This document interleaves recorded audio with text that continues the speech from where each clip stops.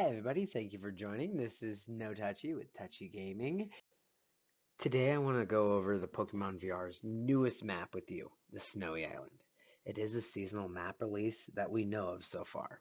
There is a lot of debate over when and if this will be ending soon. We don't know. We've heard 10 days, we've heard the end of January, sometime at the end of spring. We're not sure. It's all up in the air. It may come back in the summer, but without the snow and just be more of a tropical island base. We're not sure. Even speaking with the moderators, there hasn't been a lot of clarity added to this. But let's go over while we have the seasonal map, all the new things it has brought into the game so far. So the new snow map was released with the latest 1.7 update, which also added a bunch of new features such as the friends list. Clans are now available through obtaining a rare clan gem item that has a chance to spawn anytime you get a chest, and it will or will not come with other items such as berries or Pokeballs with it. Sometimes it might just be individually by itself. They introduced a bunch of new bug fixes, which get rid of a lot of the old exploits, such as the Mimic glitch and the ability to Mega Evolve your Pokemon and bring them outside of battle and show them off in the map. Those have all been fixed. The Snow Island has a bunch of ice-based Pokemon that will spawn there, all at the same spawn rate. Lapras, Mamoswine, Froslass. They're mostly the final evolutionary stage of the ice Pokemon that were currently in the game, save for Lapras, who doesn't have an evolutionary tree.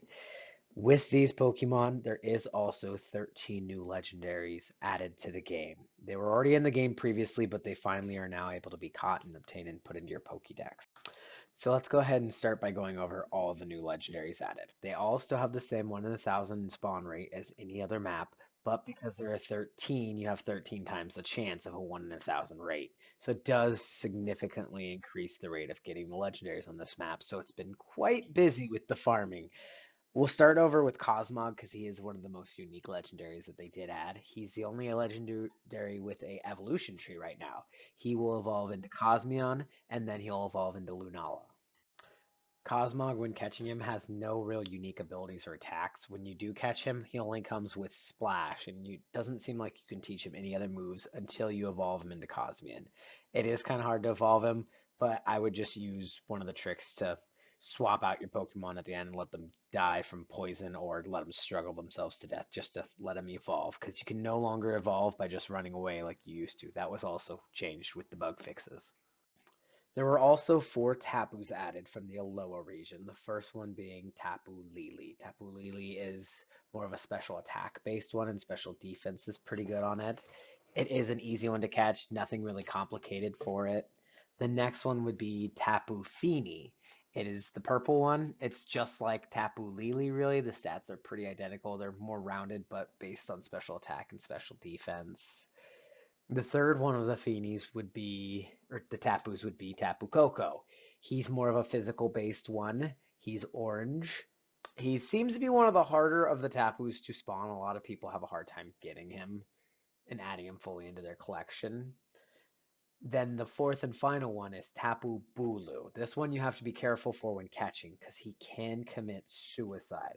So make sure you are bringing a ghost Pokemon to switch out at the end once you've gotten to low health and if he's still asleep so he doesn't accidentally kill himself. The next one up is Magearna. It is a steel fairy type Pokemon. Sorry if I'm butchering these legendaries names, by the way. I'm not very good with pronunciations. It's a pretty easy one to catch, nothing to worry about. Just put it to sleep and then catch it with your balls. It is special attack based, so I would recommend trying to get it as like a modest nature sign if you have synchronized. It's really your call though. The next one up is one of my favorites, Zorora. It is an electric type, and I believe it's more of a physical and speed based. So definitely you want something for nature that increases its speed. It's a pretty easy one to catch. Won't try to kill itself for anything.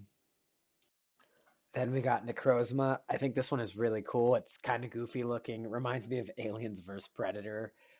It is a special attack base, so I've gotten one with Modest with really good stats, so I'm probably going to use him competitively down the line. He's pretty cool. Next up is Solgaleo. He's definitely one of my favorites. Unfortunately, I don't have a recording of catching him. I did catch him, but just didn't record it. He's really cool. He's pretty easy one to catch. You don't have to worry about him committing suicide or anything. Next one up is the first of the four Ultra Beasts that they released here, Kartana. I think he's really cool. He's like a little origami paper Pokemon. I believe he's like grass and steel, which is a cool combination. He's a really fast Pokemon, so you definitely want to utilize that. I think he's also attack based too. So he's pretty cool. He's hard to find because he's so little on the map. You will run right past him if you're not paying attention. So be careful with that. He's easy to catch. He shouldn't have any issues or try to kill himself or anything. The next one up is Buzzwole. A lot of people have a hard time finding this one, I've noticed. He's a lot like the Tapu Koko. Out of the Ultras, he spawns the least, I think. He is pretty unique. He's more of an attacker based, but I think he's also really high in defense as well. You have to be careful with this one. This one, I believe, can also commit suicide at the end. So, again, ghost Pokemon it. Next is Stakateka. It's real hard to pronounce, but he is a really cool one. He is literally a little defensive tower. He has amazing defense. I would recommend trying to get him set up with really low speed as a sacrifice and higher defense because then he can use things like Gyro Ball, Gyro Ball, and be way more effective with it. He's a really cool Pokemon. You do have to be careful. He can commit suicide, so make sure you use a ghost Pokemon at the end of him because he can and he usually does. The 13th and final legendary that can spawn is Circuitry. He is a unique little Christmas tree made of circuitry. Pun intended, I guess, there.